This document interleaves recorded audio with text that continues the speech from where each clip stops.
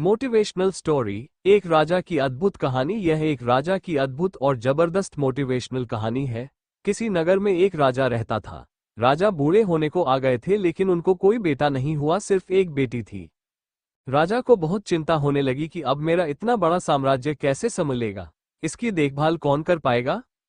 राजा का निर्णय। एक दिन अचानक भगवान का नाम लेकर राजा ने यह निर्णय लिया कि कल सुबह जो भी हमारे दरवाजे पर आने वाला पहला व्यक्ति होगा, मैं अपनी बेटी से उसका विवाह कर दूंगा और अपना नया उत्तराधिकारी बना दूंगा।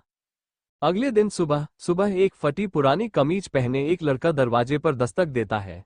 राजा ने प्रभु इच्छा समझकर अपने निर्णय के अनुसार अपनी बेटी की शादी उस लड़के के साथ कर देता है और अपना सारा राज पाट उसे देकर पहाड़ों पर संन्यास को चला जाता है। नए राजा का राज संचालन। अब ये नया राजा राजपाट के बारे में जानकारी इकट्ठा करने की कोशिश करता है। राज्य कैसे संभालना है, युद्ध में कैसे जाना है, क्या तैयारी होनी चाहिए ताकि बहुत अच्छा राजा साबित हो। उसने अलग अलग काम अपने अलग अलग मंत्रियों को दे रखा था, जैसे राजकोष वित्त मंत्री को, सेना की बाग डोर सेनापति को, और ऐसे ही अन्य कई मंत्रियों को अपने मंत्रिमंडल में शामिल कर रखा था। नए राजा के संचालन में राज्य बहुत बढ़िया से चल रहा था। सारी प्रजा पुराने राजा की बहुत तारीफ कर रही थी कि क्या राजा चुना है महाराज ने। समस्त प्रजा के हमदर्द बनकर सदैव खड़े रहते हैं।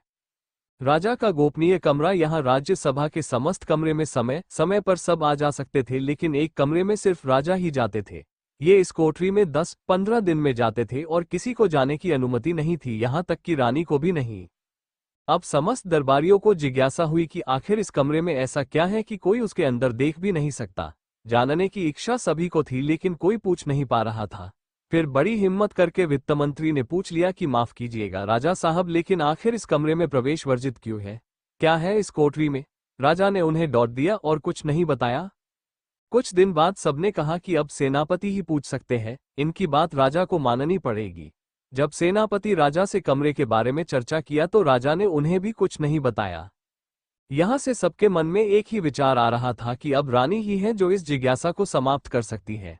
सबने रानी से कहा कि आखिर इस कमरे में ऐसा क्या है कि महाराज आपको भी जाने की अनुमति नहीं देते। फिर क्या था, रानी ने तो एकदम जिद पकड़ ली कि अब तो मुझे जानना है। राजा के बहुत समझाने के बावजूद भी जब रानी नहीं मानी तो राजा उन्हें ले गए और कमरे का दरवाजा खोला। गोपनीय कमरे की असलियत देखा तो उसमें कुछ भी नहीं था। एक फटी कमीज और कुछ फाटे कपड़े टंगे थे। सब ये देखकर हैरान थे तो राजा ने बताया कि मैं अपने शुरुआत को याद करने के लिए यहाँ आता हूँ।